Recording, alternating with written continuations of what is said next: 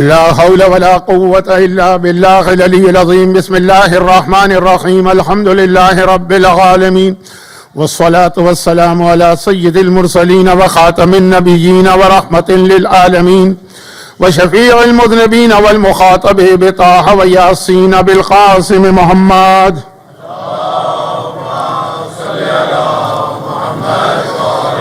وآله الطيبين الطاهرين الذين أذهب الله عنهم الرجس وطهرهم تطهيرا.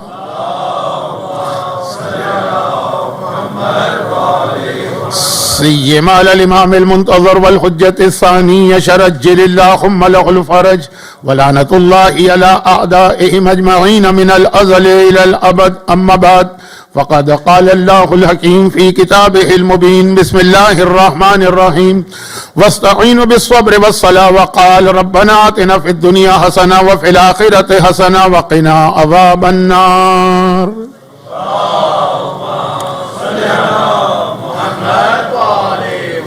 1448 ہجرہ یعنی 1448 ہجری کے ایام اضحیٰ کے دوسرے عشرے میں چوتھے امام کی سیرت کے حوالے سے گفتگو کی جا رہی تھی، اور آج پھر یہ محسوس ہو رہا ہے کہ میں پہلی مجلس کا پہلا اعلان ریپیٹ کر دوں، اور وہ یہ ہے کہ یہ جو 2-3 دن ہیں، اب تو سمجھیے شب جمعہ تک، کیونکہ ویک ڈیز کی مجالس ہیں تو مومنین کی وہ تعداد تو نہیں ہوگی، تو میری اپنی بعض وجوہات ہیں جس کو بیان کر کے آپ کا وقت ضائع کرنے کا فائدہ نہیں ہے، تو گزارش یہ کرتا ہوں میں کہ جو مجلس کے شروع میں لوگ آ جائیں ان کے لیے کہ شروع سے ہی ذرا پیچھے بیٹھا کریں تاکہ میں زیادہ آرام سے آپ کی خدمت کر سکوں.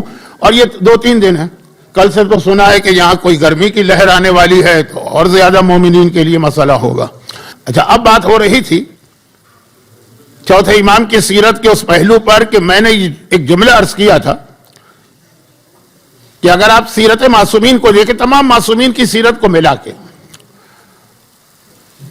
تو دشمنان اہل بیت نے ہر معصوم کے حوالے سے یا ہر معصوم کے زمانے کو دیکھتے ہوئے مختلف طریقوں سے حملے کیے، اور پھر کس طرح سے معصوم نے اس کا جواب دیا. اچھا، معصوم کا تو اسٹینڈ یا موقف ایک ہی ہوتا ہے، وہ تو دشمنوں کے طریقے بدلتے رہتے ہیں. یہ جملہ ابھی آپ کی سمجھ میں تھوڑی دیر کے بعد آ جائے گا. جیسے شاید علامہ اقبال نے ہی کہا تھا کہ حقیقت ابدی ہے مقام شبیری، بدلتے رہتے ہیں انداز کوفی و شامی. یہ کوفی اور شامیوں کے انداز بدلتے ہیں، معصومین کا طریقہ تو ایک ہی ہوتا. لیکن چوتھے امام کے زمانے میں اور زمانے کے امام زمانہ کی غیبت کے آخری زمانے میں حالات ایک جیسے بنا دیے گئے. اچھا، ایک ماضی ہے، ایک مستقبل ہے. چوتھے امام کے زمانے کے میں جو حالات بنائے گئے وہی غیبت کے اختتامی مرحلے میں آئیں گے. تو ہمیں وہاں دیکھنا ہے کہ چوتھے امام نے اس وقت اپنے چاہنے والوں اور ماننے والوں کو کس طرح دشمن کے اس ہتھیار سے بچایا جو سب سے خطرناک، اور وہی پھر ہمارے کام آئے گا، کیونکہ وہی طریقہ آخری زمانے میں ہوگا. واللہ عالم کہ آخری زمانہ کب ہے کوئی نہیں بتا سکتا ہے. آخری زمانے کا اس دن پتا چلے گا جس دن امام ظاہر ہوں گے، تو پتا چلے گا کہ اس سے پہلے کا زمانہ آخری زمانہ، کیونکہ نشانیوں کی مدد سے آپ نہیں پہچان سکتے کہ یہ زمانہ آخری. نشانیاں تکرار کے ساتھ آتی رہتی ہیں، بار بار وہ نشانیاں دہرائی جاتی رہتی ہیں. یہ میرا موضوع نہیں ہے، میں تو صرف یہ بتا رہا تھا کہ چوتھے امام کی سیرت کا یہ پہلو سمجھنا کیوں اتنا اہم ہو گیا ہے، کیونکہ اس وقت یہ ہمارا فیوچر بننے والا ہے. لیکن جب جملہ زبان پہ آ گیا تو اس کو مکمل کر لوں. اور اس کی ایک اور وجہ بھی ہے، ابھی مجلس کے شروع کا حصہ بالکل بدلنے والا ہے. یہ موضوع ابھی رکے گا اور میں ذرا موضوع سے ہٹوں گا، لیکن اس کی وجہ ابھی آ رہی. تو خلاصہ یہ ہے کہ نشانیاں دہرائی جاتی رہتی ہیں. اگر آپ کسی ایک نشانی کو پکڑ کے بیٹھ گئے کہ جی روایتوں میں آیا ہے کہ ظہور کی یہ نشانی، تو یہ کیسے آپ کو پتا کہ یہ نشانی ایک ہی مرتبہ پیش آئے گی؟ ہو سکتا ہے 15 دفعہ پیش آئے، اور آپ نے جس نشانی کو دیکھا وہ ابھی مثلا 7ویں مرتبہ. جیسے بہت ہی جلدی مختصر مثال، بغداد کی تباہی، یہ ظہور امام کی ایک یقینی نشانی ہے. اگرچہ 22 یا 23 شہروں کے بارے میں روایتوں میں آیا ہے کہ امام کے ظہور سے پہلے وہ تباہ ہوں گے، لیکن جس کے اندر پاکستان کے کچھ شہروں کا نام بھی ہے، ہندوستان کے شہروں کا نام بھی ہے، چین کا بھی نام ہے، لیکن وہ اتنی یقینی نشانیاں نہیں ہیں۔ بغداد کی تباہی یقینی نشانی، کیونکہ اس کا تعلق ہے اس دن سے جس دن بغداد بنایا گیا، اور بغداد بنایا جا رہا تھا سادات کرام کے خون سے، تو اسی وقت امام نے فرمایا تھا کہ یہ تباہ ہو کر رہے گا۔ لیکن ہندوستان کا ایک بہت مشہور شہر ہے دہلی، دہلی کے بارے میں کہا جاتا ہے کہ 7 مرتبہ دہلی کو لوٹا گیا، بغداد بھی 7 مرتبہ سے زیادہ تباہ ہوا، اور جب تباہ ہوتا تھا لوگ سمجھتے تھے، دیکھیے چھٹے امام کی واضح حدیث تھی کہ بغداد کی تباہی کے بعد میرا بیٹا ظاہر ہوگا، بغداد تباہ ہو گیا، اب آنے والے، مگر امام نے یہ تو نہیں بتایا نا کہ بغداد کی تباہی نمبر 1، تباہی نمبر 5، تباہی نمبر 15، تباہی نمبر 25، تو وہ ہم کو پتہ نہیں چل سکتا۔ اس لیے یہ سمجھنا کہ نشانیوں کی مدد سے ہم پہچان لیں گے کہ ہمارا زمانہ آخری زمانہ ہے، یہ تو ایک غلط فہمی ہے۔ ہاں، نشانیاں ایک قسم کی وارننگ سائن ہوتی ہیں کہ شاید یہی آخری زمانہ ہو تو سمجھ جاؤ۔ جیسے ہارٹ اٹیک انسان کو آتا ہے تو پتہ نہیں کون سے ہارٹ اٹیک میں ہم مرے، لیکن ہر ہارٹ اٹیک ایک وارننگ تو بن جاتی۔ میں ذرا سا بات کو لمبا کر رہا ہوں بلا وجہ، جبکہ آج میرے ذہن میں بہت ساری باتیں۔ اچھا، اب آئیے اس جملے کو یہاں روک کر کہ چوتھے امام کے زمانے میں وہی امتحان مومنین کو دینا پڑا جو آخری زمانے میں دینا پڑے گا، اور اگر ہمارا زمانہ آخری زمانہ ہے تو شاید وہ امتحان ہم دے رہے ہیں۔ اور جس طرح چوتھے امام نے اپنے زمانے کے مومن کو بچایا، وہی طریقہ ہمیں اس وقت اختیار کرنا ہوگا۔ تو وہ امتحان کیا ہے اور وہ بچاؤ کا طریقہ کیا ہے، اس پر بات کرنا ہے۔ لیکن اس سے پہلے رک کر آج کی یہ مجلس منگل ہے، اب پتہ نہیں منگل تو آپ لوگ سمجھتے ہوں گے، پتہ نہیں اچھی خاصی اردو سمجھنے والے بھی کہتے ہیں کہ مولانا 2 چیزیں انگریزی میں بتایا کریں، جبکہ مجھے انگریزی آتی نہیں ہے، لیکن یہ 2 چیزیں تو مجھے آتی ہیں۔ ایک نمبر جو ہوتے ہیں عدد، یہ 69 کیا ہے اور 79 کیا ہے اور 89 کیا ہے، یہ فرق نہیں آتا۔ آپ 69، 79، 89 یہ تو سمجھ میں آ جاتا۔ ایک نمبر کے بارے میں خاص طور پر ینگسٹر کی بہت کمپلین ہے، وہ ینگسٹر جو اردو تھوڑی بہت سمجھ لیتے ہیں۔ اور دوسرے رنگ، کلر کی جب بات ہوتی، یہ کاسنی اور قرمزی اور چمپئی اور وہ کافوری اور انگوری، یہ سمجھ نہیں آتا۔ سیدھی سادھی بات کریں کہ ریڈ اور یلو اور وائلٹ اور فلاں، تو اس کے لیے کبھی مجلس بڑی مضحکہ خیز بن جاتی، اردو کے جملے کے بیچ میں انگریزی کے لفظ بولنا پڑتا۔ تو وہ جو ہے اس کے اعتبار سے کہیں لوگوں کو یہ بھی کمپلین ہے کہ یہ ٹیوزڈے ویڈنسڈے سمجھ میں آتا ہے، منگل سمجھ میں نہیں آتا۔ بہرحال میرے خیال میں یہ مجمع تو سمجھ لیتا ہوگا، یہ تو بہت ہی یعنی سینئر لوگوں کا مجمع ہے میرے سامنے۔ تو خلاصہ یہ کہ منگل ہے، ٹیوزڈے، اور یہ رات بھی امام زمانہ سے منسوب ہے، یہ نہیں، یہ دن نہیں، اس کے بعد جو رات آ رہی، کیونکہ آپ میں سے اب ہر آدمی ایک بار نہیں کئی بار زیارتیں کر چکا ہے مسجد سہلا کی، مخصوصی ہوتی ہے نا شب بدھ، یعنی منگل اور بدھ کی درمیانی رات، یہ امام زمانہ کی رات ہے۔ اس لیے دنیا کے تقریباً تمام مسجدوں میں اور سینٹرز میں آج دعائے توسل پڑھی جاتی ہے امام کی مناسبت سے کہ یہ رات امام کی رات۔ تو اب اس لیے شروع میں ایک 2-3 مختصر سی دعاؤں کے حوالے سے گزارشات کرنا، اور پھر یاد دلا دوں کہ 4 معصومین میں سے ہر ایک نے دعائیں کی ہیں اور دعائیں بتائیں، لیکن سب سے زیادہ جو شہرت ہے وہ صحیفہ کاملہ کی ہے اور یہ چوتھے امام، بلکہ باقی معصومین نے دعائیں کی ہیں اور دعائیں بتائیں کیوں ہیں؟ ہمارے پرابلمز کے لیے، لیکن چوتھے امام نے دعاؤں کو تبلیغ کا بھی ایک ذریعہ بنا دیا تھا کہ جب زبان بندی تھی یا سینسر تھا یا پابندی تھی تو بہت سارے پیغام امام نے دعا کی شکل میں ہم کو دیے ہیں۔ خاص طور پر وہ دعائیں جو امام معصوم نے مکہ مکرمہ میں خانہ کعبہ کا پردہ پکڑ کے ادا کی، وہ زیادہ تر مجمع کو سنانے کے لیے تھی۔ کبھی کبھار ایسا ہوتا ہے نا کہ آدمی بات کسی سے کر رہا ہو لیکن مقصد کسی اور کو سنانا ہے۔ شاید پنجابی کا کوئی محاورہ ہے، مجھے تو نہیں پتا، کہ بیٹی کو ڈانٹا جاتا ہے لیکن سنایا بہو کو جاتا ہے۔ یہ شریف گھرانوں کا طریقہ ہے، ورنہ عام طور پہ تو وہ بہو کو ہی ڈائریکٹ، اچھا ساس بہو کا تو موضوع نہیں چھیڑنا۔ تو خلاصہ یہ ہے کہ چوتھے امام کی دعائیں بات اللہ سے ہو رہی، لیکن اس کے اندر پیغام ہے سننے والوں کے لیے، کیونکہ خانہ خدا تو وہ جگہ ہے جہاں ہر وقت پورا سال نہ صرف یہ کہ لوگوں کی کثیر تعداد ہوتی ہے بلکہ اس فرق کے ساتھ ہوتی ہے۔ اب جیسے کبھی کبھار یہ مسئلہ آ جاتا ہے کہ 40 میں کتنے مومنین وہاں جا رہے ہیں، 2 کروڑ کے قریب، 20 ملین، تو کہا کہ جی وہ نہیں، ذرا مثال ٹھیک نہیں ہوتی ہے، ہندوستان کے اندر کمبھ وم کے میلے میں بھی بہت سارے لوگ آتے ہیں، لیکن دونوں میں کتنا بڑا فرق ہے کہ وہاں پہ صرف ایک زبان بولنے والے یا ایک علاقے کے لوگ یا ایک ملک کے لوگ ہوتے ہیں، لیکن کربلا کے 40 میں آپ جائیے، اقوام متحدہ میں اتنی قومیں نہیں ہوں گی جتنے کربلا کے زائرین آپ کو نظر آ جائیں گے، دنیا کے ہر علاقے کے۔ حتیٰ یہ ایک جملہ جو میں عام طور پہ کہتا نہیں ہوں، لیکن آج ہی ایک مومن مجھ سے ابھی ملے آ کے، تو انہوں نے اپنا تعارف کرایا، تو وہ جملہ زبان پہ آ گیا کہ میں تو کتنے سالوں سے حج پہ جا رہا ہوں اور حاجیوں کی خدمت کر رہا ہوں، حج میں مجھے اتنے سارے مختلف علاقوں کے لوگ نہیں ملے۔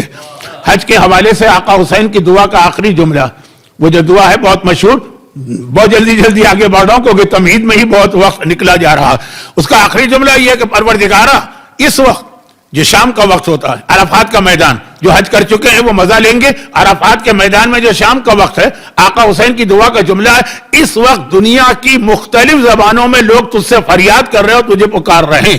تو بہت دنیا کی جتنی زبانیں حج پہ ملتی اور جتنی قومیں حج پہ ملتی ہیں، یہ اقوام متحدہ میں بھی نہیں ہوں گی، لیکن اس سے زیادہ زبان بولنے والے اور اس سے زیادہ مختلف علاقوں کے لوگ کربلا میں 40 کے موقع پہ ہم کو نظر آتے ہیں۔ کیونکہ پھر وہ جملہ کہہ رہا ہوں جس کی تشریح نہیں کرنا چاہتا، حج میں پھر بھی کم از کم ایک پابندی تو ہے نا کہ نان مسلم نہیں آ سکتے، مکے کے اندر داخلہ ان کا ممنوع، حرام ہے شرعن بھی، تو وہ تو نہیں آ سکتے۔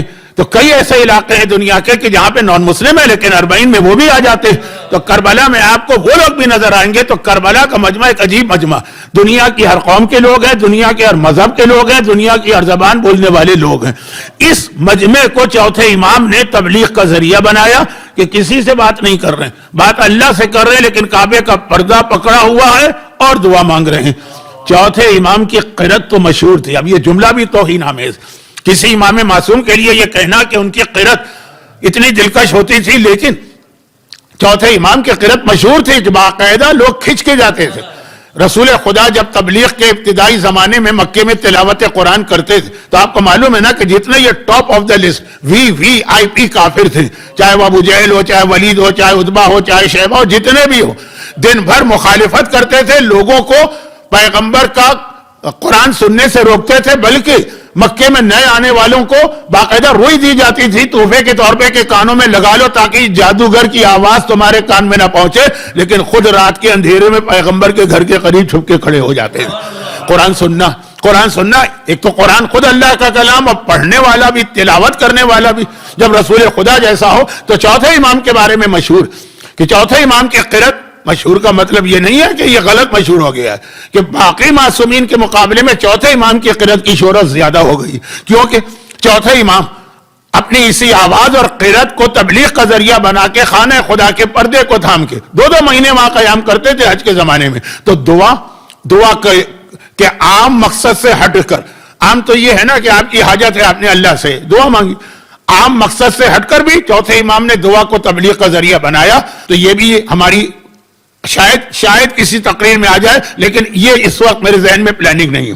تو آج کی رات امام زمانہ کی رات ہے، دعا توسل کی رات ہے، دعا کی رات ہے۔ تو 2-3 مختصر سی گزارشات سن لیجئے، اس کے بعد میں اپنے موضوع پہ آتا ہوں۔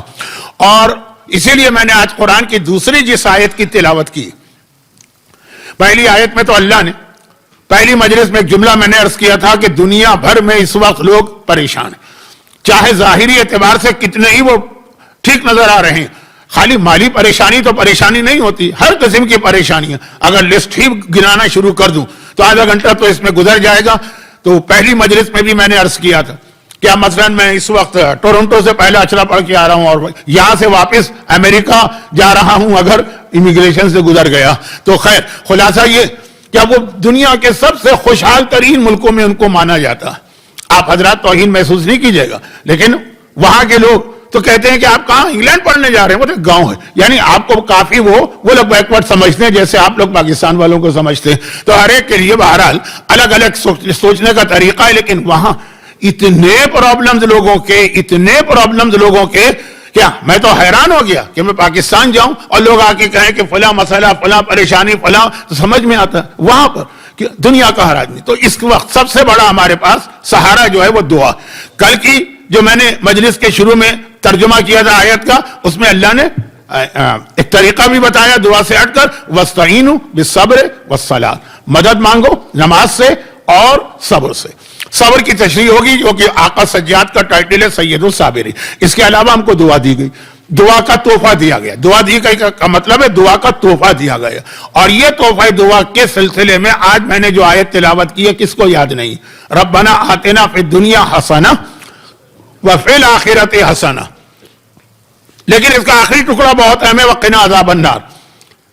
اب یہ دعا اگرچہ آئی تو حج کے لیے, وَمِنَ النَّاسِ مَن يَقُولُ رَبَّنَا آتِنَا فِي الدُّنْيَا حَسَنَةً وَمَا لَهُ فِي الْآخِرَةِ مِنْ خَلَاقٍ وَمِنْهُم مَن يَقُولُ رَبَّنَا آتِنَا فِي الدُّنْيَا حَسَنَةً وَفِي الْآخِرَةِ حَسَنَةً وَقِنَا عَذَابَ النَّارِ.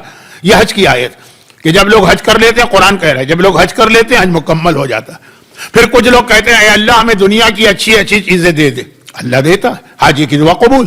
لیکن پھر ان کو آخرت میں کچھ نہیں ملے گا کیونکہ انہوں نے مانگا ہی نہیں. اور وَمِنْهُمْ اور کچھ ایسے لوگ ہیں نیک بندے جو کہتے ہیں اللہ خداوندہ دنیا میں بھی ہمیں سب حسنات اچھی چیزیں دے اور آخرت میں بھی ہمیں اچھی چیزیں دے.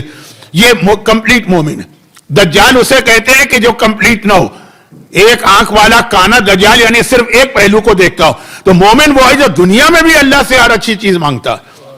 آپ کا حق ہے, یہ اللہ نے آپ سے کہا ہے کہ مانگو ہمیں دنیا میں دولت بھی مانگو, اولاد بھی مانگو, سکون بھی مانگو, جو دل چاہے, اور آخرت میں بھی. لیکن یہاں پر بھی ایک غلطی ہم سے ہو جاتی ہے, اشارہ کر رہا ہوں کیونکہ شاید شب جمعہ تفصیل میں جاؤں. آیت یہاں پہ ختم نہیں ہوئی. ربنا آتنا فی الدنیا حسنہ یہاں دے, وفی الآخرۃ حسنہ وہاں دے. آیت ختم نہیں ہوئی. وقنا عذاب النار, اور جہنم سے بھی ہم کو بچا. اب یہ ایک بہت بڑی ہمارے یہاں غلط فہمی ہے, اس لیے میری زبان پہ جملہ آ گیا. وہ کیا غلط فہمی ہے؟ دیکھیں جنت میں جانے کے دو راستے ہیں, سمجھانے کے لیے عرض کر رہا ہوں. دو راستے ہیں. ایک راستہ ایسا ہے کہ بالکل سیدھا آپ کو جنت میں لے جاتا ہے. ایک راستہ ذرا گھوم کے جاتا ہے. جیسے اب آپ میں سے تو جس سے میں ملتا ہوں وہ کہتے ہیں مولانا مجھے یہاں 40 سال ہو گئے, مجھے یہاں 45 سال ہو گئے, مجھے یہاں 50 سال ہو گئے. میں تو ڈھونڈتا ہی رہتا ہوں کوئی ہے کوئی 2 4 5 سال پرانا والا آدمی. ہو سکتا ہے بعد میں لوگ مل کے تعارف کرائیں, لیکن ابھی تک تو جو مل رہے ہیں لوگ, کیونکہ مجھ سے کون ملے گا؟ میری عمر کا ہی آدمی ملے گا نا. جوان تو ذرا گھبراتے ہیں نا, ڈرتے ہیں. تو اب اس لیے شاید مثال آپ کی سمجھ میں نہ آئے, لیکن کچھ نہ کچھ تو آپ حالات سے واقف ہیں. لاہور سے اسلام آباد جانے کے 2 راستے بنے ہوئے. ایک ہے موٹر وے اور ایک وہ جی ٹی روڈ جو ہے گھوم گھوم کی جاتی ہے, جہاں آپ میں سے اکثر لوگوں کے علاقے آتے ہیں. گجرات سے گزرتی ہے, گجرانوالا سے گزرتی ہے, جہلم سے گزرتی ہے, سرائے عالمگیر سے ہے نا, کوئی پرانا راستہ. جی ٹی روڈ ابھی بھی چل رہا ہے. اور ایک موٹر وے. موٹر وے پہ تو آپ ایک دفعہ چڑھے اور پھر جو آپ نے ایکسیلیٹر پہ پیر رکھا, ہی تو میں مثال کہہ رہا ہوں, آج کل تو ساری آٹومیٹک گاڑیاں ہیں, تو صحیح ہے اسلام آباد جا کے آپ رکے, اب بہت جلدی پہنچ گئے.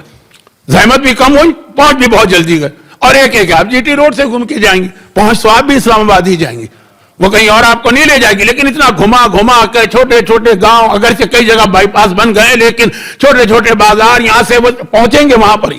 لیکن زحمت بھی زیادہ ہوگی, وقت بھی زیادہ لگے گا, رکاوٹیں بھی آئیں گی, ٹریفک جیم بھی زیادہ ملے گا. 2 راستے, منزل ایک ہی. اسی طرح جنت جانے کے 2 راستے. ایک راستہ بالکل سیدھا اسٹریٹ ہے, میدان قیامت سے جو آپ چلے تو سیدھا جنت کے دروازے پہ پہنچے. اور ایک راستہ جہنم سے ہو کے جاتا ہے. میں جی ٹی روڈ کو جہنم نہیں کہنا چاہتا, ورنہ آپ میں سے اکثر ناراض ہو جائیں گے, لیکن گھوم کے جاتا. تو یہ جو صاحبان ایمان ہیں, ان میں سے بعض کا کہ ذہن میں خیال ہے, وہ آدھا خیال صحیح. مومن کے لیے اللہ نے جنت مومن کے لیے ہی بنائی, اور کس کے لیے بنائی؟ مومن, ہر مومن کو جنت جانا. لیکن یہ جو تصور خود ہی اپنی طرف سے ذہن میں لے کے آ گئے کہ جنت میں جانا ہے تو جیسے ہی ہم قیامت میں اٹھیں گے جنت میں جائیں گے, یہ کہیں روایتوں میں کنفرم نہیں. کہا کہ جہنم میں سے بھی ہو کے جانا ہو سکتا ہے اس راستے میں تمہیں چلایا جائے. جو دعائے کمیل کا جملہ ہے, تاما عذابہا, کم از کم جہنم کا مزہ تو چکھا دیا جائے. وہ مزہ ہی کتنا خطرناک ہوتا ہے, کہ دعائے کمیل میں ہے کہ جہنم کا مزہ کتنا خطرناک. کل سے سنا ہے. اب یہ اس قسم کی چیزوں پر میری بات پہ بھروسہ نہ کیا کریں, کیونکہ میں تو یہاں مسافر ہوں. کل سے سنا ہے کہ دوبارہ کوئی ہیٹ ویو آ رہی. یہ آ رہی ہے کہ نہیں آ رہی ہے, لیکن پچھلے ہفتے شاید یہ گزر چکی. بلکہ لوگ مجھے وہاں ڈرا بھی رہے تھے ٹورنٹو میں کہ مولانا انگلینڈ نہیں جائیے گا, آج کل تو 1000 آدمی مر رہے ہیں وہاں پہ. میں نے کہا ٹھیک ہے, 1001 ہو جائے گا, اگر میں بھی وہاں مارا گیا تو کیا رہ جائے. لیکن ممبر کی خدمت کرتے ہوئے مارا جاؤں تو اس سے بڑی سعادت کیا ہے. لیکن بات کیا ہو رہی ہے, یہ گرمی, بہت گھبراتے ہیں لوگ, بہت زیادہ پریشان. معصوم کی حدیث ہے کہ اللہ, بلکہ ایک آیت کی تشریح میں شیخ جعفر تستری نے لکھا تھا اپنی کتاب کے اندر کہ قرآن میں ایک آیت ہے کہ جہنم کا ذکر ہے نارون حامیہ، جلا دینے والی آگ، یعنی بھڑکتی ہوئی آگ، بہت گرم آگ. تو انہوں نے لکھا آگ تو ہوتی ہی گرم ہے، یہ کہنے کی کیا ضرورت ہے کہ بہت زیادہ جلا دینے والی آگ کا؟ اس لیے کہ جب جہنم کی آگ کو دیکھو گے تو تمہیں دنیا کی آگ تو لگے گی برف کی طرح سے ٹھنڈی. آپ کہیں گے دنیا کی آگ کوئی آگ ہے؟ جب وہاں کی آگ دیکھیں گے تو کی بات ہو رہی ہے تو وہ لگے گا کہ وہ ہے. بلکہ ایک روایت میں ایک لفظ آیا ہے، روایت ضعیف ہے لیکن موضوع نہیں ہے، تو لفظ یہ آیا ہے کہ اللہ نے جہنم کی آگ کو 70 مرتبہ پانی سے دھو دیا تب یہ دنیا کی آگ بنی ہوئی. آگ کی بات ہو رہی ہے، وہ گرمی کی بات نہیں ہو رہی ہے. آگ آگ جو مولا نے ایک جملہ ارشاد فرمایا جس کو چوتھے امام نے ایک تفصیلی حدیث میں واضح کیا، جو کل حدیث آئے گی مولا کا جملہ آج سن لیجیے. دونوں چوتھے امام کی حدیث اور مولا کی حدیث دونوں ایک سوال کے جواب میں آئی. سوال سیم تھا. علی کے زمانے کے مومن نے بھی وہی سوال کیا، علی ابن الحسین کے زمانے کے مومن نے بھی وہی سوال کیا. مولا نے بہت مختصر جواب دیا، چوتھے امام نے بہت تفصیلی جواب دیا. کیونکہ آج کا میرا موضوع کچھ اور ہے تو مولا کا جواب آج سن لیجئے ایک جملے میں، اور چوتھے امام کا تفصیلی جواب کل آئے گا. لیکن سوال دونوں کا ایک تھا کہ مولا بہت دل چاہتا ہے کہ اپنے آپ کو گناہوں سے روکوں، خواہش ہوتی لیکن گناہ ہو جاتے ہیں. دل تو بہت چاہتا ہے گناہ نہ کروں، جیسا آپ فرما رہے ہیں ویسا میں بنوں، لیکن جب گناہ کا وقت آتا ہے، کتنا ہی مجھے بھی تجربہ، مثلا کوئی داڑھی نہیں رکھتا ہے، مجلس میں اس نے داڑھی کی اہمیت سنی اور داڑھی منڈوانے کی تکلیف عذاب سنا، ارادہ کیا رکھنا ہے، لیکن اگلی صبح خود بخود ہاتھ شیونگ کریم یا ریزر کی جانب بڑھ گیا. کتنی عورتوں کو جانتا ہوں مجلس میں آتی ہیں، سنتی ہیں شہزادی زینب کا حجاب اور شہزادی فاطمہ کا حجاب اور معصومین کا گریہ کرنا اپنے خاندان کے ان مسائل پر، ارادہ کرتی ہیں حجاب کریں گی، لیکن اگلے دن جب گھر سے نکلتی تو بہرحال دوبارہ، یا کتنے نوجوان گانے نہیں سننا لیکن جب وقت آتا ہے تو کہہ رہے مولا پھسل جاتا ہوں. بہت خواہش ہے. ایک تو وہ آدمی ہے نا جو مانتا ہی نہیں کہ حرام بھی کوئی چیز ہوتی ہے، وہ مانتا ہی نہیں. ہمارے لیے سب جائز کیونکہ ہم مولا والے ہیں، اس لیے ہمیں پوری اجازت دی ہے. بلکہ میں نے اپنے کانوں سے ایک جملہ سنا. دیکھیں میں پنجاب میں عموماً مجلس سے کم پڑھتا ہوں، بہت کم پڑھتا ہوں، اور اس کی ایک خاص وجہ یہ ہے کہ پنجاب میں عموماً مجلسیں جو ہیں، آپ تو وہیں کے ہیں نا اس لیے کہہ رہا ہوں. پھر کچھ لوگ کہیں گے نہیں مولانا ہم کراچی کے نیٹی جیٹی والے ہیں، لیکن نہیں، مسئلے کے مجمع کی اکثریت کی بات کر رہا ہوں. وہاں پہ عموماً ایک خطیب مجلس نہیں پڑھتا. ایک مجلس ہوتی ہے 2 3 4 5، وہ 3 دن والی مجلسیں تو چھوڑ دیجئے جس کو شاید جلسہ کہتے ہیں، لیکن 2 3 تو ہوتے. اب اگر اس کے اندر کوئی ایسا آدمی ممبر پہ بھی نہیں کھڑے ہو کے ایسی کوئی بات کہہ رہا ہے جو صریحاً اسلام کے خلاف، تو ہم لوگ کیا کریں؟ وہاں بیٹھے ہوئے اس وقت بولنا ایک فتنہ ہے، اسلام اس کے بھی خلاف ہے. اس وقت بولنا فتنہ، اور اگر خاموش رہیں تو ہم لوگوں کیا، میں تو کیا حیثیت رکھتا ہوں، لیکن ہمارے بزرگ علماء ان کی خاموشی اس خطیب کے اس جملے کو انڈوز کر دے گی. وہ اگلے دن کہے گا، بلکہ آج بھی میں سنتا ہوں کہ جی یہ فلاں جملہ تو میں نے فلاں عالم کے سامنے پڑھا، وہ تو کچھ نہیں بولے. آپ کہاں سے نکلا؟ اور قابل احترام علماء جن کی ایک شخصیت، خاموش رہیں تو مشکل ہوتا ہے، اور اگر اس وقت بولیں تو اس سے زیادہ مسئلہ. اپنی ذات کا مسئلہ نہیں، لیکن مسئلہ مجلس حسین درہم برہم نہ ہو جائے. اب تو باقاعدہ وہ وقت آ گیا ہے کہ لوگ مجلس میں دوران تقریر کھڑے ہو کے گریبان پکڑ لیتے، ماں بہن کی گالیاں دیتے. وہ ہیں سارے کلپ بھی، لیکن میں ادھر نہیں جا رہا ہوں. تو ایک دفعہ میں نے خود سنا، اور بہت پرانی بات نہیں تھی، تو اس کے بعد میں ذرا وہیں جاتا ہوں پنجاب میں جہاں پہ یہ ہو کہ صرف مولانا یا مانچسٹر کی طرح صرف آپ پڑھیں گے، باقی قصیدے اور نوحے تو ٹھیک ہے. تو میں نے خود اپنے کانوں سے سنا، وہ فرما رہے ہیں اور مجمع کو باقاعدہ ایجوکیٹ کر رہے ہیں کہ بھائی مولا کے ماننے والے ہو، مولا کے پاس حق شفاعت ہے. پہلے دن میں نے روایت پڑھی تھی کہ جو حق شفاعت کو نہ مانے وہ سب کچھ ہوگا، شیعہ نہیں ہوگا. حدیث ہے امام کی، حق شفاعت ہے. ہم وہابی کو تھوڑی ہے کہ کہیں کہ حق شفاعت نہیں. من اذن له الرحمن، قرآن کی آیتوں پہ آیتیں ہیں کہ اللہ نے اجازت جن کو دے دی وہ شفاعت کرے. اب وہ کہہ رہے تھے وہ شفاعت کو سمجھو، کہہ رہے ہیں وہ تو شفاعت نہیں ہوئی نا. اب وہ مثال دے رہے ہیں کہ ایک دن میں گاڑی پہ بیٹھ کے جا رہا تھا، پولیس والے نے روک لیا مجھے، ٹریفک پولیس والے. اب اس کے بعد جو ان کے سوالات ہوتے ہیں، کاغذات دکھاؤ. شاید وہ لوگ کاغذات بھی نہیں کہتے نا، کاغذات دکھاؤ. اب کاغذات میں کیا دکھاؤ؟ لائسنس دکھاؤ، گاڑی جو ہے اس کے جو ٹیسٹ ہوتے ہیں وہ دکھاؤ، جو ساری چیزیں میں نے دکھایا ایک ایک کر کے ہر چیز. اچھا شناختی کارڈ دکھاؤ، ہر چیز میرے پاس پرفیکٹ رکھی ہوئی تھی. جو اس نے مانگا وہ میں نے اس کو دکھا دی. اس نے ساری چیزیں چیک کر لی، کہا تمہارے ساری چیزیں اچھا جاؤ، تم کو میں نے چھوڑ دیا. جاؤ تم کو میں نے چھوڑ دیا. انداز یہ تھا جیسے مجھ پر احسان کر رہا ہے. تو میں تو بگڑ گیا, میں نے کہا کیا چھوڑا, ہر چیز میرے پاس کمپلیٹ ہے, تم پکڑتے تو کس بات پہ پکڑتے ہو. کہا کہ احسان یا فیور وہ ہوتا ہے پولیس والے کا کہ کاغذ نہیں. اس نے کہا نہیں ہے, اچھا چلو کوئی بات نہیں, میں تمہیں جانے دیتا ہوں. اب یہ مثال تھی. اب مثال دے کے کہہ رہے ہیں کہ اگر ہم قیامت کے دن پہنچے اور ہمارے پاس نماز بھی ہے, ہمارے پاس روزہ بھی ہے, ہمارے پاس خمس بھی ہے, ہمارے پاس واجبات بھی ہیں, ہم نے حرام سے بھی اپنے آپ کو بچایا ہے, اور پھر ہم کو جنت میں بھیجا, تو یہ تو شفاعت نہیں ہوئی نا. ہمارے پاس تو سارے کاغذات کمپلیٹ ہیں, ہم کو تو جانے ہی جانا تھا. اچھا ان کا جملہ کچھ اور تھا جو میں اتنا نہیں سمجھ پایا کیونکہ پنجابی نہیں سمجھتا ہوں, آپ لوگ خود سمجھ جائیے گا, میں اس کا اردو لفظ بعد میں بتاؤں گا.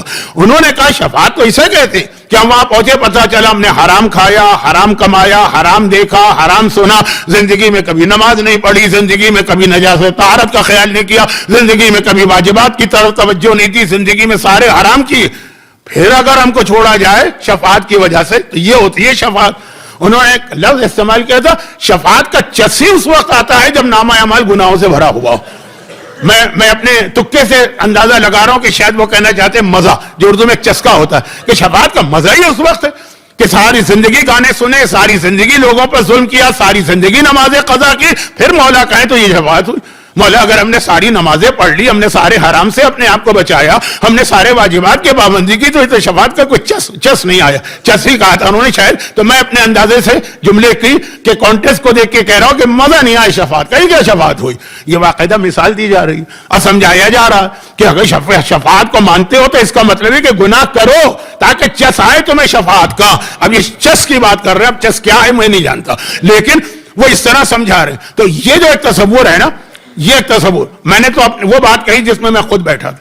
بیٹھ تو نہیں سکا, پھر مجھے اٹھ کے تو جانا پڑا, اس لیے کہ اس وقت بولنا اور بڑا مسئلہ بن جاتا اور خاموشی بھی ایک بڑا مسئلہ بن جاتی. لیکن میں عرض کرنے کا مقصد یہ ہے کہ ایک تصور یہ آ چکا ہے کہ شفاعت کا مطلب ہے گناہ کرو, دل کھول کے کھلو. شفاعت پھر فائدہ کیا ہوا شفاعت کا, اگر گناہ کے بغیر جنت میں جا رہے ہو تو ویسے ہی چلے جاؤ گے. تو اب اس میں یہ آیت بہت اہم کہ جنت جانے کے دو راستے ہیں. ایک راستہ سیدھا جنت جانے کا ہے اور ایک راستہ وہ. اچھا جنت جانے کے راستے میں بھی ایک پرابلم چھوٹا سا تو ہے, پل صراط سے گزرنا ہوتا, لیکن اس کا حل بھی چوتھے امام نے بتایا, یہ چیزیں آ رہی. اب آدھا عشرہ تو ہو چکا ہے, یہ چیزیں آ رہی. لیکن ایک راستہ جہنم میں سے ہو کے گزرتا, اگرچہ یہ جہنم وہ کافروں والی جہنم نہیں ہے, جہنم کا ایک الگ سے حصہ بنا ہے جو خاص صاحبان ایمان کے لیے. وہ اس جہنم کے مقابلے میں کافی نرم ہے, لیکن یہ نرم بھی اتنا سخت ہے. تو امام معصوم کی وہ حدیث, بلکہ امام معصوم کے بدلے میں اس شخصیت کا نام لے لوں کہ ان کا نام سننے کے بعد تو کوئی آدمی پھر گناہ کر ہی نہیں سکتا جان بوجھ کے. میں نے دوسری مجلس میں کہا تھا اللہ نے ہم کو بنائی ہے ایسا کہ ہم میں گناہ کی بھی خاصیت رکھی, لیکن پھر توبہ کا ایک ہمیں طریقہ دیا کہ گناہ معاف کراؤ, شفاعت ہمیں عطا کی, اپنی رحمت, یہ 3-4 چیزیں. لیکن بہرحال گناہ تو ہم کریں گے, لیکن جان بوجھ کے گناہ کرنا, سینہ ٹھوک کے گناہ کرنا, معصومہ کی حدیث ہے, معصومہ کی. اب میں شہزادی کونین کی حدیث بتا رہا ہوں کہ ہمارے باس چاہنے والے ایسے, پوری حدیث نہیں پڑھ رہا ہوں کیونکہ آپ تو ابھی تو میری مجلس شروع نہیں اور وقت ختم ہو رہا ہے, کہ بہت مختصر کہ ہمارے باس چاہنے والے ایسے ہیں جو ہم سے محبت کرتے ہیں اور ہمارے دشمنوں سے دشمنی بھی کرتے ہیں. یہ بھی ضروری جز ہے. مولا نے کہا تھا دیکھو کانے مت بنو, یا آنکھیں پھوڑ کے اندھے بن جاؤ یا دونوں آنکھیں لے لو. کس سے کہا تھا؟ جس نے کہا تھا مولا آپ سے بھی محبت کرتا ہوں, آپ کے بعض دشمنوں کے بارے میں بھی میرے دل میں سافٹ کارنر. مولا نے کہا تو کانا ہے, یا تو دونوں آنکھیں بول لے اور یا پھر کہ دونوں آنکھیں کر لے. 2 کشتیوں کا سوار ہمیشہ دریا میں گرتا ہے. سورہ احزاب کے شروع میں بھی یہ آیتیں ہیں, لیکن بہت لمبی بات ہو رہی ہے. تو خلاصہ یہ کیا معصومہ فرماتی ہمارے چاہنے والے ہیں جو ہم سے محبت بھی کرتے ہیں, ہمارے دشمنوں سے دشمنی بھی کرتے ہیں, لیکن وہ بھی جہنم میں جائیں گے. ایک خاص حصہ ہے جہنم کا, ہم فرعون والی جہنم میں نہیں جائیں گے, ہم نمرود والی جہنم میں نہیں جائیں گے, ہم شداد والی جہنم میں نہیں جائیں گے, ہم یزید والی جہنم میں نہیں جائیں گے, لیکن ایک خاص حصہ ہے, چھوٹا سا گوشہ. اور میں ان کے لیے شفاعت کروں گی تو ان میں سے بعض 70 سال کے بعد جہنم سے نکل کے ہماری شفاعت کی وجہ سے آئیں گے, اور جب تک کہ وہ نہیں نکلیں گے میں ان کا انتظار کروں گی جنت کے دروازے پر. شہزادی کونین کو جنت کے دروازے پر کھڑا کر کے انتظار کرنے والا مومن, پھر کس طرح سے ادھر جا سکتا ہے کہ دربار میں گئی، خطبہ دیا اور کسی نے بیٹھنے کی پیشکش بھی نہیں کی تھی؟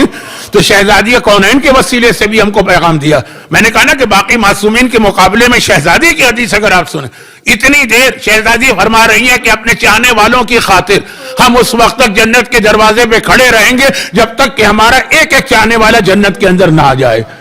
اور وہ کہاں ہوگا یہ بھی بتایا.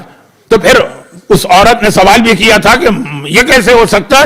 جواب شہزادی نے دیا کون لوگ ہوں گے، لیکن اس کا خلاصہ ایک جملہ ہے، ہمارے وہ چاہنے والے جو محبت بھی ہم سے کرتے ہیں، دشمنی ہمارے دشمنوں سے کرتے ہیں لیکن ہمارے راستے سے ہٹ جایا کرتے ہیں. میں نے پھر عرض کیا توبہ کر لیں سب معاف. چوتھے امام کا کتنا مشہور واقعہ ڈاکو والا، توبہ کر لیں سب معاف. پھر توبہ نہ بھی کر پائے کچھ کو شفاعت بھی ملے گی اور کافی لوگوں کو ملے گی، لیکن سورہ مدثر میں قرآن نے کہا 4 آدمیوں کو تو مل ہی نہیں سکتی ہے. وہ آیتیں بعد میں آئیں گی، میں جلدی سے موضوع پہ آ رہا ہوں. تو خلاصہ یہ ہے کہ قنا عذاب النار، ربنا آتنا فی الدنیا حسنہ ہے، خدا دنیا میں تو ہی ہمیں سب دے. دنیا کافروں کے لیے کو تھوڑی بنائی گئی، دنیا یہ مشرکوں اور منافقوں کے لیے تو نہیں بنائی گئی، ہمارے لیے بنائی گئی. اسی لیے اللہ جب دنیا کو ٹھیک کرے گا تو ہمیں یہاں کی بادشاہی عطا کرے گا، لیکن وہ زمانہ آنے والا.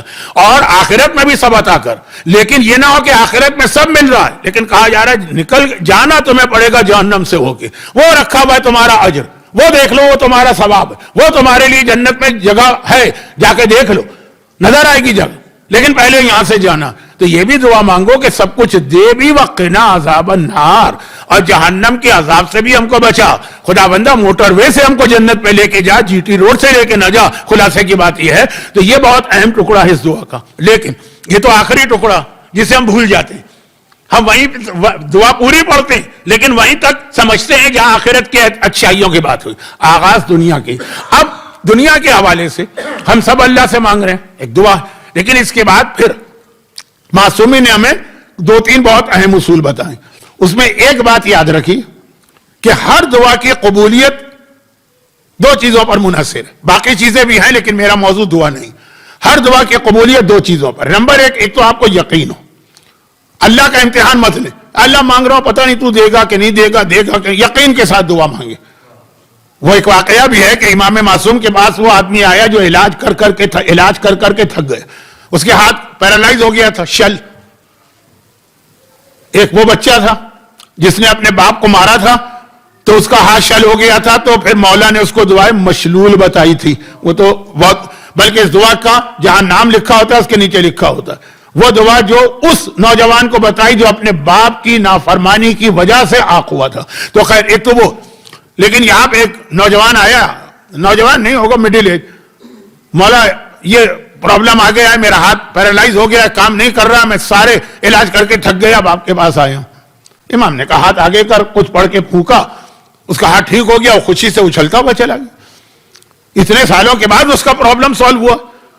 اب جب وہ گیا اپنے گھر والوں اور دوستوں کے پاس، انہوں نے پوچھا کیا ہوا تمہیں؟ یہ ایک دم بالکل ٹھیک بغیر کسی علاج کے. کہا کہ امام کے پاس گیا، انہوں نے دعا پڑھی، ٹھیک ہو گیا. لوگوں نے کہا تو کون سی دعا پڑھی؟ کہا یہ تو مجھے نہیں پتا. ادھر امام نے دعا پڑھی، میں اتنا خوش، اتنا ایکسائٹیڈ، اتنا جوش میں کہ نکل گیا. کہا پوچھ تو لو امام سے، بعد میں کام آئے گی دوسرے لوگوں کے بھی. اب وہ واپس آئے، فرزند رسول یہ بتائیے آپ نے کیا دعا پڑھی؟ اچھا وہ سمجھ رہا تھا امام کو ایسی انوکھی سی دعا بتائیں گے جو آج تک کسی کو نہیں معلوم، وہ خاص میرے لیے تحفہ ہوگا. امام نے کہا میں نے تیرے ہاتھ پہ علم کا سورہ پڑھ کے پھونکا، کیونکہ یہ سورہ تو وہ ہے کہ اگر مردے پہ پڑھ دیا جائے تو چانسز ہے کہ شاید وہ بھی زندہ ہو جائے. جیسے ہی اس نے سنا کہا علم جو ہم صبح شام پڑھتے رہتے ہیں اس کی وجہ سے یہ ہوا. ادھر اس کی زبان سے جملہ آیا حقارت والے، ادھر دوبارہ اس کا ہاتھ شل ہو گیا. امام نے کہا یہ ٹھیک نہیں ہو سکتا. تو ہر دعا میں ہے کہ یقین کے ساتھ مانگی. یا اللہ کا امتحان مت لیجئے کہ اللہ ہم دعا مانگ رہے ہیں پتہ نہیں تو قبول کرے کہ قبول نہ کرے، یہ اللہ کا امتحان. یقین ایک بات. دوسری بات توجہ. 2 چیزیں بہت ضروری، توجہ. چوتھا امام اور دعا. چوتھا امام کو بیان کیا جائے، ان کی عبادت نہ آئے، ہو نہیں سکتا. حجاب کی بات نہ آئے، ہو نہیں سکتا. دعا کی بات نہ آئے، ہو نہیں سکتا. اور جو چوتھی اور آخری بات جو اس وقت کے زمانے کے دشمنوں کا ہتھیار، اس پہ بس میں آ رہا ہوں جلدی سے، بہت جمپ لگا رہا ہوں، بہت سی چیزیں میں نے جو ذہن میں تھی چھوڑ دی ہیں تاکہ اصل موضوع پہ بات شروع ہو. لیکن چوتھے امام کے حوالے سے ایک خاص جملہ کہنا تھا، پہلے وہاں تک پہنچے. دوسری بات توجہ، کنسنٹریشن. آپ نے دیکھا ہوگا لوگ بعض دعاؤں کی فضیلت سنتے ہیں، بڑے جوش میں آ کے دعا شروع کرتے ہیں، یا بیٹھ جاتے ہیں مجمع میں، عالم ذاکر خطیب کوئی دعا پڑھ رہا ہے، جہاں اعمال ہوتے ہیں نا، اب آج کل تو موبائل آ گئے, اس میں بھی اسکرولنگ تو ہوتی ہے, لیکن میں تو اپنی ایج کے حساب سے بات کروں گا. میں نے خود دیکھا ہے, حج میں دیکھا, امام حسین کی دعا کتنی ہے, 45 منٹ کی دعا ہے نا, وہ حج میں پڑھی جاتی. وہ آدمی کو کوئی کام بھی نہیں. عرفات کے میدان میں آپ کا کیا کام؟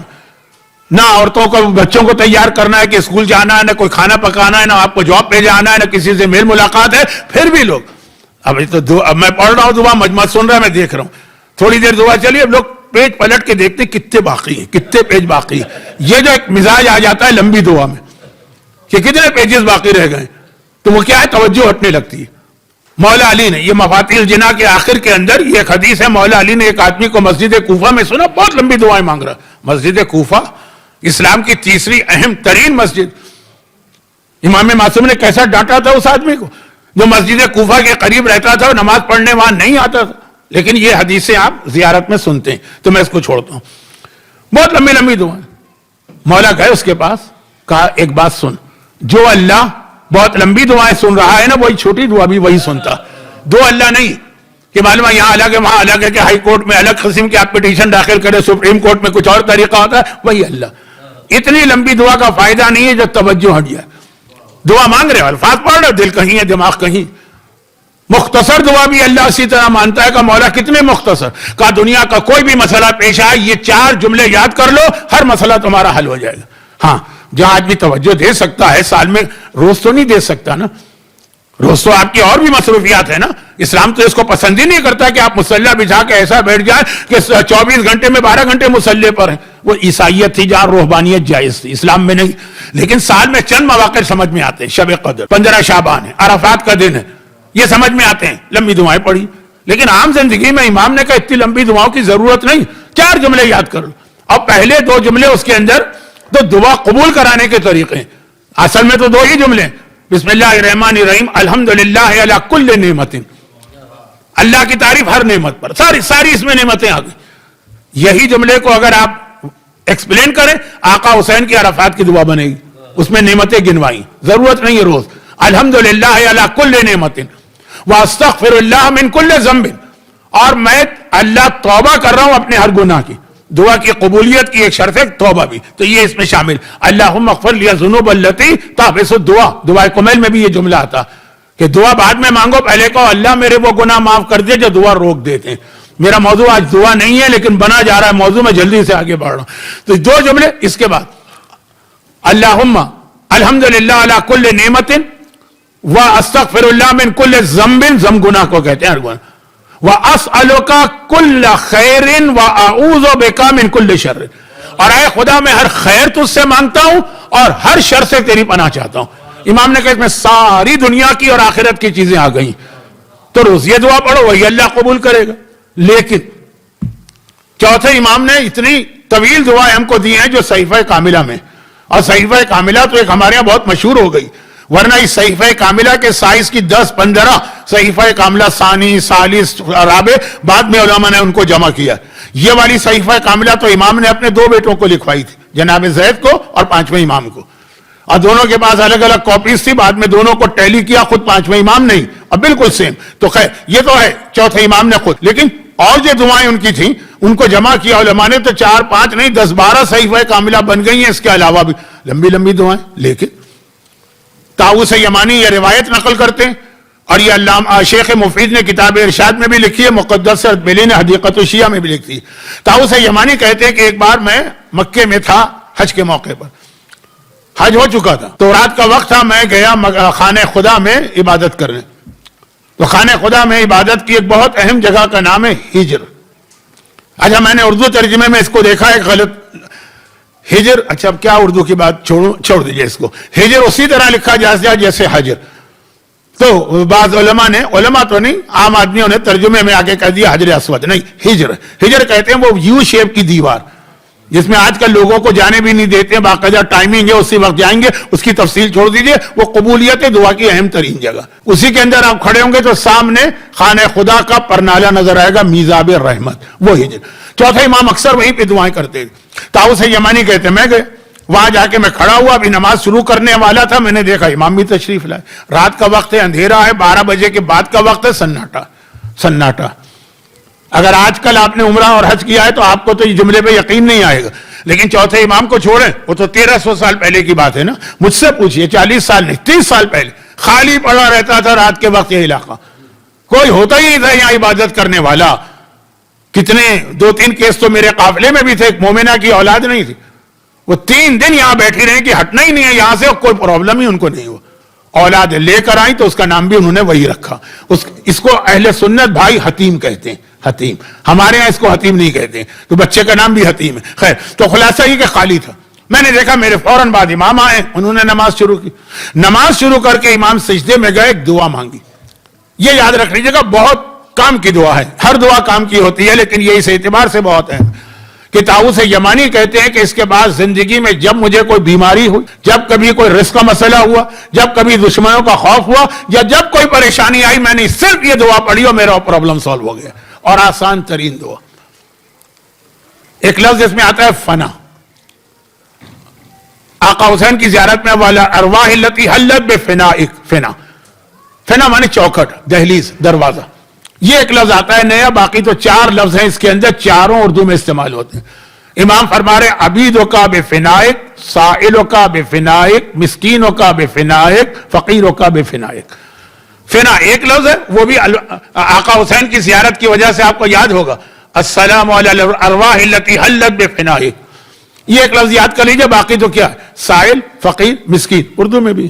اور عبید کا تیرا بندہ تیری چوکھٹ پر، تیرا فقیر تیری چوکھٹ پر، تیری بارگاہ میں مسکین تیری چوکھٹ پر، تیری بارگاہ میں سوال کرنے والا تیری چوکھٹ پر. کا ہر مسئلہ میرا اس سے حل ہوا. شیخ مفید نے کتاب ارشاد میں باقاعدہ پورے راویوں کے ساتھ یہ چھوٹی دعا لکھی، اتنی مختصر، ہر مسئلہ آپ کا حل ہے. لیکن یہ چوتھے امام کا وہ تحفہ جو ہمارے دنیاوی مسائل اور آخرت کے مسائل کو حل کرنے والا، چوتھے امام نے جو بہت بڑا جہاد کیا وہ یہ کیا کہ اپنے زمانے میں دشمن کے اس ہتھیار کا مقابلہ کر کے ہم شیعوں کو وہ ہتھیار عطا کیا ہے جو غیبت میں امام زمانہ کے ظہور سے کچھ قبل ہمارے کام آئے گا. اب آئیے بہت جلدی کیونکہ وقت گزر گیا ہے، جو میں تمہید بنا کے آپ کے سامنے بات کرنا چاہ رہا تھا اس کا وقت تو چلا گیا. اور مجھے تعجب ہے، ویک ڈے بھی ہے، خیر گرمی تو کل سے آ رہی ہے، ویک ڈے ہے، لیکن مومنین تو آج اتنے ہی آ رہے جتنے روز آ رہے ہیں. تو جلدی سے میں ان لوگوں کو پیغام دے دوں، دشمنان اہل بیت اور ان کے چاہنے والوں کے خلاف بہت سارے طریقے اختیار کر رہے ہیں، جن میں زیادہ ذہن میں کیا آتے ہیں، نیزے، تلواریں، برچیاں، تیر، گردن کاٹنا، گھر جلانا، بزنس کے جگہ جلا دینا، بزنس کا بائیکاٹ کر دینا، تعلقات کاٹ لینا، پوری بستیاں نظر آتش کر دینا. بغداد میں پورا محلہ جو شیعوں کا تھا، محلہ کرخ، پورا محلہ وہ جلا دیا گیا. تبھی شیخ طوسی نجف گئے اور حوضہ علمیہ قائم کیا. یاد رکھیے گا 448 ہجرہ میں حوضہ قائم ہوا ہے نجف کا، اور آج ہے 1448، پورے 1000 سال پورے ہو رہے ہیں اس سال میں. خیر، تو یہ ایک واقعہ نہیں، ایک سے ایک ظالم ہر وہ طریقہ اختیار کر رہے ہیں جس کی ایک جھلک ہم نے پاکستان میں بھی دیکھی جب یہ لشکر جنگی اور سپاہ صحابہ اور اس قسم کی تحریکیں تھیں، جس کی ایک جھلک ہم نے افغانستان میں بھی دیکھی جب صاحبان ایمان کی قابل احترام سیدانیاں کنیز کے طور پہ ایک دوسرے میں بانٹی جا رہی تھی. اس کی جھلک ہم نے سیریا میں بھی دیکھی اور بھی دنیا میں نام لینے کی ضرورت نہیں. ایک سے خطرناک تنظیم ہے، ہر تنظیم دوسرے سے خطرناک. تو پھر القاعدہ بنی تو پھر داعش بنی تو اس سے بڑی تنظیم ہے. یہ سارا قتل و غارت گری ہوتا رہا، یہ تو آپ کے ذہن میں آتا کہ یہ دشمنان اہل بیت نے ہمیشہ ہمارے خلاف کیا. اور اس میں 2 ٹاپ آف دا لسٹ تھے، جن میں سے ایک امام حسن کے زمانے میں گزرا اور ایک چوتھے امام کے زمانے میں. ظالموں کی بات کر رہا ہوں، چھوڑ دیجئے یہ بات کل آئے گی. لیکن جب یہ سارے طریقے ناکام ہو گئے، تلوار چلائی تب بھی صاحبان ایمان بڑھتے ہی رہے، گھر جلائے تب بھی صاحبان ایمان بڑھتے ہی رہے، پوری بستیاں آگ کی لپیٹ میں آ گئی تب بھی صاحبان ایمان بڑھتے ہی رہے. تو اب انہوں نے سوچا اب کیا طریقہ ان کو روکنے کا. تیر سے رک نہیں رہے، تلوار سے رک نہیں رہے، نیزوں سے رک نہیں رہے، آگ سے رک نہیں رہے، بچوں کے لاشیں اٹھانے سے رک نہیں رہے. سوچا انہوں نے اور ایک نتیجہ نکالا. ایک حدیث یاد رکھیے گا، حاکم شام کے لیے مولا نے جو جملہ کہا اور امام خمینی کا دوسرا جملہ، تمہارا دشمن گمراہ ہے، تمہارا دشمن ضالین ہے، تمہارا دشمن راستے سے ہٹا ہوا ہے، لیکن اسے بے وقوف نہ سمجھنا۔ مولا سے پوچھا گیا تو کیا وہ عقل مند ہے؟ کہا عقل مند نہیں، تلکن نکرا وہ مکار ہے، مکاری خود ایک چیز ہوتی، تو دشمن کو بے وقوف نہیں سمجھنا، وہ بہت ہوشیار ہے، وہ کسی وقت بھی حوصلہ ہار کے گھر میں نہیں بیٹھتا۔ ہمارے دشمنوں نے دیکھا، میں بات کر رہا ہوں مولا علی کے زمانے، آقا حسن کے زمانے، آقا حسین کے زمانے کا سارے طریقے تو اختیار کر لیے ان کو ختم کرنے کے لیے، پھر بھی بڑھ رہے۔ اب کیا کیا جائے؟ انہوں نے غور کیا اور ایک نتیجہ نکالا، اور یہ چوتھے امام کی امامت کا وہ زمانہ شروع ہو گیا۔ چوتھے امام کی امامت کے شروع کے 3 سال تو امام مدینے میں رہتے ہی نہیں تھے، جنگلوں میں رہتے تھے۔ وہ زمانہ شروع ہو گیا کہ دشمنان اہل بیت کا طریقہ انہوں نے ہمارے خلاف، دوسروں کے خلاف تو ضرورت ہی نہیں ہے، تو ویسے ہی ان کے راستے پر یہ طریقہ اختیار کیا، اور یہی طریقہ بالکل دشمنان اہل بیت آخری زمانے میں شروع کریں گے، اور شاید شروع کر چکے ہیں۔ اور اس میں بیچ میں ایک بات میں عرض کر دوں، جو میری ایج گروپ کے لوگ ہیں ان کے تو بچپنے کی بات ہوگی، لیکن ویسے بھی ہر ایک کو پتا ہے کہ پاکستان ایک تھا۔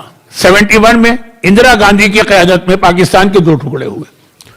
ذرا سا اس کی جانب جاؤں گا تو آج کے مجلس کا موضوع بدلے گا۔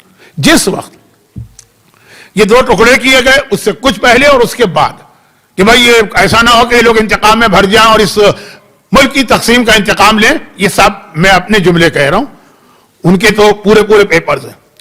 تو اندرا گاندھی نے ڈی پی دھر، اس کا ایک ایڈوائزر تھا بہت مشہور 70s میں، جس نے پاکستان توڑنے کے لیے بہت پلاننگ میں حصہ لیا تھا، ڈی پی دھر، درگا پرساد دھر۔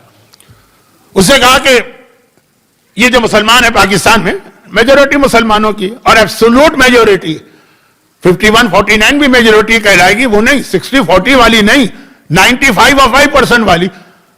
تو کوئی ایسا دنیا کا ملک ہے جہاں پر اسلام آ کے ہمیشہ کے لیے ختم ہو گیا؟ ورنہ باقی تو ہر ملک میں اسلام پہنچا، پورا ختم نہیں ہوا۔ حکومت تھی، حکومت چھن گئی، آقا تھے، غلام بن گئے، لیکن رہا نہ اسلام۔ کوئی ایسا ملک ہے؟ غور کیا گیا کہ صرف ایک ملک ہے، اسپین۔ اب آپ کے بازو میں ہے، حالات بدل چکے ہیں، ورنہ آپ نے بھی سنا تھا وہاں ایک مسجد تک بنانے کی اجازت 50 سال پہلے تک نہیں تھی۔ بات کتنی پرانی ہے، 500 1400 1300 1400 سے لے کے 1900 تک۔ نام کے لیے مسلمان نہیں تھا، جو اردو میں کبھی کہتے ہیں کہ اگر کوئی ڈاکٹر دوا کے لیے لکھ دے کہ مسلمان کو دیکھ لو تو وہ نہیں ملے گا دوا کے لیے۔ اس نے کہا جاؤ، ڈی پی دھر سے کہا جاؤ، جا کے دیکھ کر آؤ کہ یہ ہو کیسے گیا۔ وہ گیا، اس نے وہاں جا کے بہت ریسرچ کیا، بہت وہ ذہین آدمی تھا، انٹیلیجنٹ، مشیر تھا اندرا گاندھی کا، صحیح معنوں میں مشیر تھا، اور تھا بھی کشمیری، تو کشمیری تو بہرحال ذہنی اعتبار سے بہت تیز ہوتے تھے، اب کا نہیں پتا۔ تو خیر خلاصہ یہ ہے کہ اس نے آ کے ایک رپورٹ تیار کی، وہ منظور ہو گئی اندرا گاندھی کی طرف سے، اور اس پر عمل شروع ہوا۔ وہ جو چوتھے امام کا زمانہ، وہ جو امام زمانہ کے ظہور کا زمانہ، بالکل ویسی یہ رپورٹ بنی۔ اس نے کہا اسپین میں جو میں گیا اور میں نے اتنے سال تو نہیں، اتنے مہینے بیٹھ کے ریسرچ کی، جس ملک میں مسلمانوں نے اتنے 100 سال، طارق بن زیاد نے اسپین فتح کیا، فرانس تک پہنچا، کیونکہ آپ پڑوس میں بیٹھے ہیں اس لیے آپ کے ساتھ بات کرنے میں مزہ آ رہا ہے۔ اس ملک سے اسلام ایسا مٹا کہ جیسا میں نے کہا دوا کے لیے ضرورت ہو تو مسلمان نہیں ملے گا۔ کہا 2 چیزیں ان لوگوں نے کی تھی جس وقت وہ فرڈینینڈ اور اس کی ملکہ ایزابیلا نے تخت پہ قبضہ کیا، اس کے بعد کا 2 چیزیں شروع کر دو، یہ 2 چیزیں لے کر اسلام خود ہی ختم ہو جائے گا، تلوار وغیرہ چلانے کی ضرورت نہیں پڑے گی۔ نمبر 1 عورت کو بے حیا بنا دو، نمبر 2 نوجوانوں کو عیاشیوں میں الجھا دو۔ عورت کو بے حیا بنا دیا، گیا اسلام، اور نوجوانوں کو عیاشیوں میں الجھا دو، گیا اسلام۔ قرآن کریم میں، قرآن اللہ کا پاک و پاکیزہ کلام ہے، مگر ایک انسان ایسا ہے قرآن میں 7ویں سورہ اعراف میں ذکر ہے، جس کے لیے اللہ نے وہ لفظ استعمال کیا جو ہمارے یہاں گالی سمجھا جاتا ہے، ہمارے یہاں اللہ نے لفظ استعمال کیا، یہ رسول اللہ نے بھی استعمال کیا، لیکن وہ پھر تو ہو گئی تاریخ۔ تو اس میں لوگ کہتے ہیں تاریخ ہے، پتہ نہیں صحیح ہے، یہ تو قرآن مثلہ کا مثل الکلب، قرآن نے کہا کہ اس آدمی کی مثال کتے جیسی ہے. یہ قرآن کا لفظ ہے کمثل الکلب, کتے جیسا ہی. کسے کہا؟ بلعم باورا کو. اور یہ فارمولہ اس نے دیا تھا حضرت موسیٰ کے دشمنوں کو, عورت کو بے حیا بے پردہ بنا دو. اور اب یہ اس کا واقعہ نہیں پڑھ رہا ہوں پورا کیونکہ ٹائم بھی نہیں. اور نوجوانوں کو عیاش بنا دو. اچھا, پیغمبر نے جملہ کب استعمال کیا تھا؟ جب جنگ خندق میں عمر ابن عبدود نے پیغمبر کے خیمے پہ نو کے نیزہ چبو کے کہا تھا کہ مسلمانوں آج مجھ سے جنت لے جاؤ, آج مجھ سے جنت لے جاؤ. کیوں؟ تمہارا عقیدہ ہے کہ مجھے مارو گے تو غازی بن کے جنت ملے گی, میرے ہاتھ سے مرو گے شہید ہو کے جنت ملے گی, دونوں صورتوں میں جنت تمہاری ہے, لے جاؤ. اور حالت تھی کہ اس طرح بیٹھے تھے کہ جیسے سروں پہ پرندے بیٹھے, کوئی ذرا سا سر ہلانے کو تیار نہیں. اور پیغمبر 3 بار کہتے ہیں کوئی ہے جو اس کتے کو یہاں سے دور کرے. یہ پیغمبر کی زبان پہ جملہ آیا تھا, فارمولہ بنا دیا. جو کسی معصوم یا معصومہ کے دروازے پہ جا کے دھمکی دیتا ہے اسے اللہ کے رسول نے یہ لفظ استعمال کیا. لیکن قرآن میں بھی یہ لفظ آیا اور اس کا فارمولہ یاد رکھے. کس کو قرآن نے کتا کہا؟ جس نے کہا عورتوں کو بے حیا بنا دو. بے حیائی کا آغاز ہوتا ہے بے پردگی سے, اور نوجوانوں کو عیاشی کا. اب اگر آپ غور کریں تو آپ دیکھیں گے کہ 70s کے بعد سے انڈیا کی جو بالی ووڈ کی فلم انڈسٹری اور انڈیا کے اندر جو باقی ان کا میڈیا کس تیزی کے ساتھ ان کی فلمیں بدلی. اور واقعاً ایسا لگ رہا ہے کہ عورتوں کو بے حیا بنانا ہے, نوجوانوں کو عیاش بنانا, اور ہو گیا یہ. اچھا, یہ ایک جملہ. اب ایک دوسرا جملہ سنیے جو میں عام طور پہ نہیں پڑھ پاتا ہوں, وقت کی کمی کی وجہ سے آج بھی نہیں پڑھ پاؤں گا. جس وقت انقلاب اسلامی ایران کے بعد کتنا اس وقت ہم کو شہید قائد یاد آ رہے ہیں. کچھ 2-4 جملے میں ان کے بارے میں کل پڑھوں گا کہ 8 جولائی کل جو واقعاً آفیشلی سوگ کا دن اناؤنس ہوا. لیکن جب یہ انقلاب ایران آئے تو پہلا ہی سال ڈکلیئر کیا گیا کہ 20 جمادی الثانی شہزادی کی ولادت یوم مادر ہے, مدرس ڈے. 13 رجب فادرس ڈے. تو خواتین آتی ہیں مدرس ڈے میں, امام خمینی خطاب کرتے تھے تو انہوں نے اس میں ایک جملہ کہا تھا. اور یہ جملہ اگر بلعم باورا کو ملائیے, لیکن نگیٹو پوزیٹو مل کے پیغام مکمل ہوتا, جس کو ہم اپنی زبان میں کہتے تولا اور تبرہ دونوں ملے تب دین مکمل ہوتا. تو اب وہاں پہ انہوں نے ایک جملہ کہا تھا کہ دشمن, اور یہ انقلاب کے پہلے سال کی بات ہے. یعنی انقلاب میں اتنے نوجوانوں نے اپنی جان دی ہے, اتنے نوجوانوں نے اپنی جان دی کہ جو بہشت زہرا کی زیارت کے اس وقت جاتے تھے جن کا کوئی تعلق بھی نہیں ہوتا تھا سوائے ایمانی رشتے کہ ہماری عورتیں غش کھا کے گرتی تھی. میں نے خود اپنی آنکھوں سے دیکھا, کیونکہ وہاں قبر پہ فوٹو لگانے کا رواج ہے نا. ایسے نوجوان ایسے انہوں نے کہا امام خمینی, دشمن ہمارے نوجوانوں کی جان دینے اور خون سے نہیں ڈرتا, وہ ہماری عورتوں کے حجاب سے ڈرتا. اور اسی لیے آپ دیکھیں گے جب کبھی اسلامی نظام کے خلاف کوئی موومنٹ شروع ہوگا حجاب سے شروع ہوگا. پہلا اٹیک حجاب پر ہوگا, حجاب کو بہانہ بنایا جائے گا, حجاب کو یوز کیا جائے گا. یہ پی کے دھر کی آفیشل رپورٹ, بلعم باورا کا وہ جملہ جو میں پورا تو نہیں پڑھ سکا, اس کا خلاصہ بیان کیا. ظہور امام سے پہلے دنیا کی حالت کہ عورتیں کس طرح سے بے حجاب ہو جائیں گی. کچھ ہے نا اس حجاب کے اندر کہ دنیا ڈر اس سے رہی ہے, گھبرا اس سے رہی ہے, پریشان اس سے ہو رہی. انقلاب کو ناکام بنانا ہے, عورت کے حجاب کو ایشو ہونا. آپ نے دیکھا نا پچھلے 4-5 سال میں جتنے موومنٹ ایران میں چلے وہ سارے کے سارے حجاب کے حوالے سے شروع کیے گئے. جب وہاں ناکامی ہوئی تو پھر کہا کہ نہیں اب قائد کے اوپر حملہ کرنا ہے. باقی باتیں اس حوالے سے کل ہوں گی. تو یہ بہت اہم پیغام ہے. اب اس کا چوتھے امام سے اور امام زمانہ سے براہ راست کیا تعلق ہے؟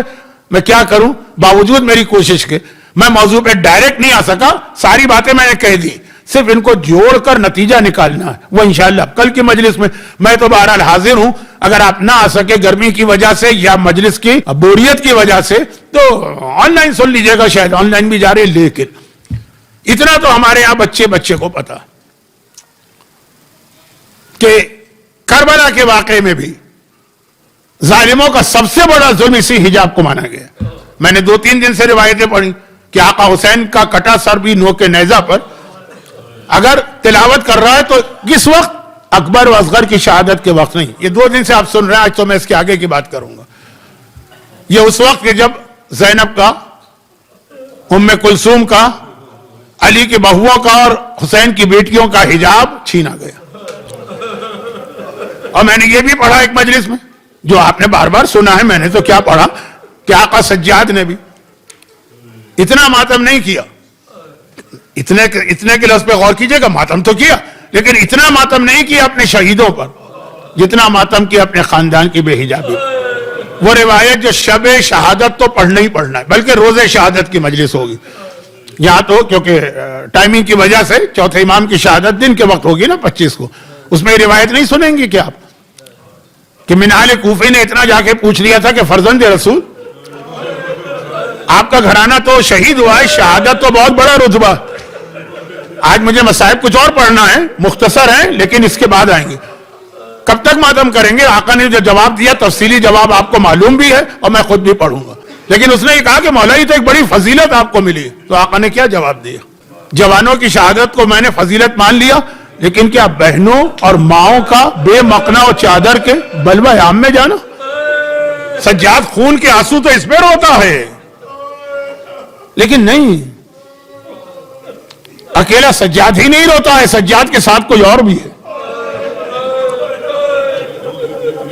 میں نے مجلس میں کہا نا کہ مومن اور کسی کو نظر انداز کرے، نعوذ باللہ، توہین کے لیے نہیں کہہ رہا، سمجھانے کے لیے، معصوم کی بات کو بھی نظر انداز کر دے.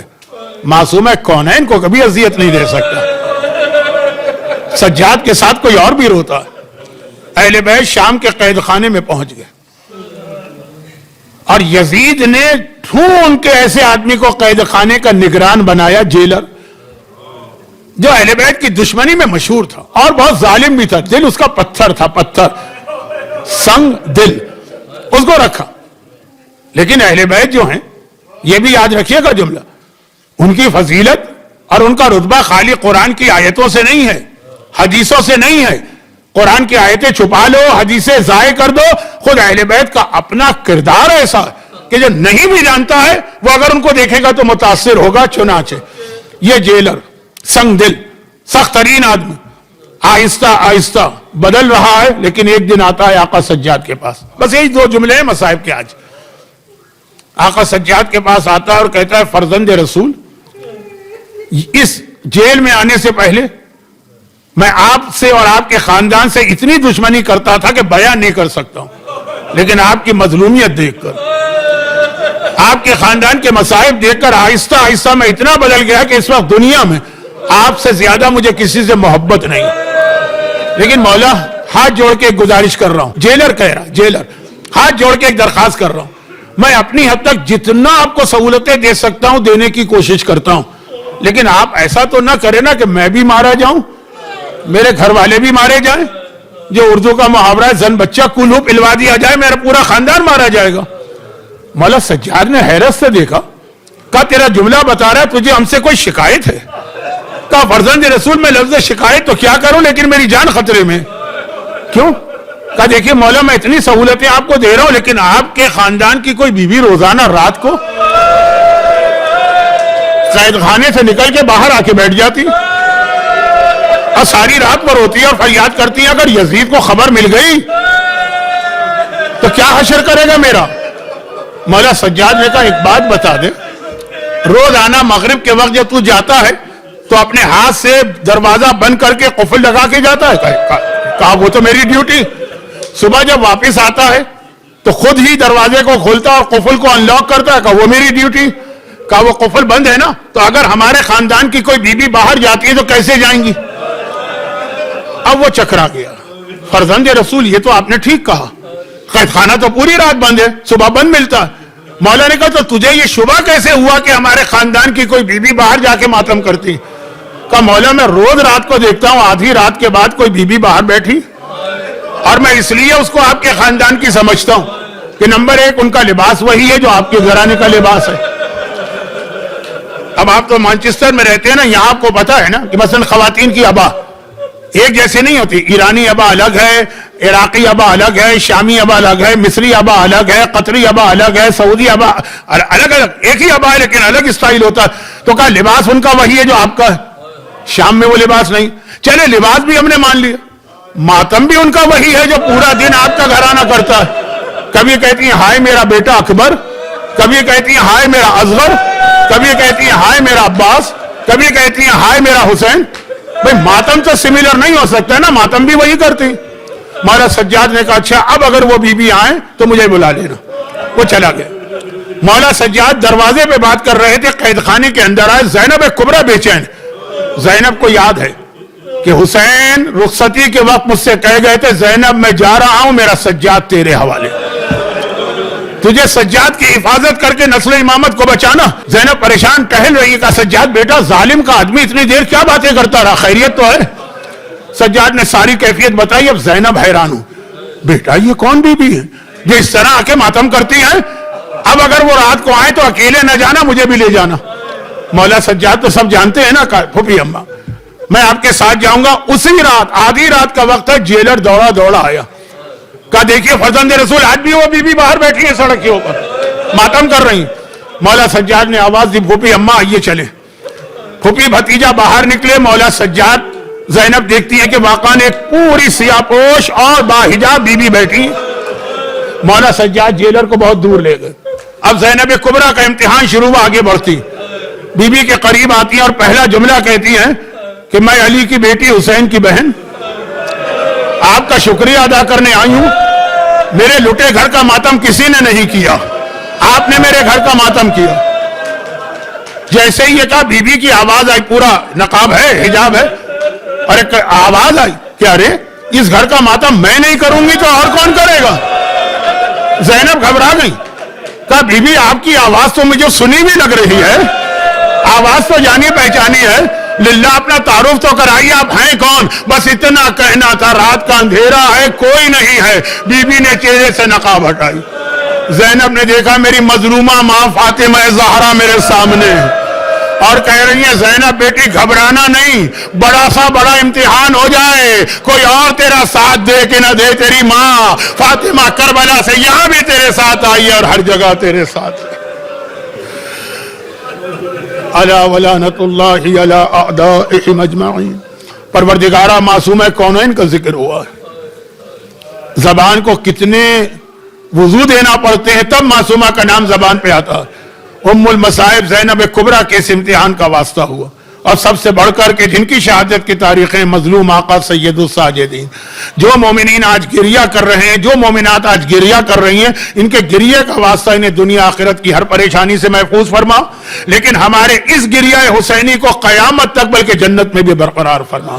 خداوندہ حاجت مندوں کی ساری حاجتیں پوری فرما، بیماروں کو خاص طور پر ایک بچے نے خاص مجھ سے کہا ہے کہ میرے لیے دعا کریں، ایک برادر محترم نے والدین کے لیے کہا، اور بھی جتنے بیمار، خداوندہ بیماری سجاد کا واسطہ، بیماری صغرا کا واسطہ، ان سب کو شفاء کاملہ عطا فرما، اور جس دین کے لیے قربانی دی گئی ہمیں اس پر عمل کرنے کی توفیق بھی عطا فرما، اور ان مظالم کے انتقام کے لیے امام زمانہ کے ظہور میں تاجیل فرما۔ ماتم حسین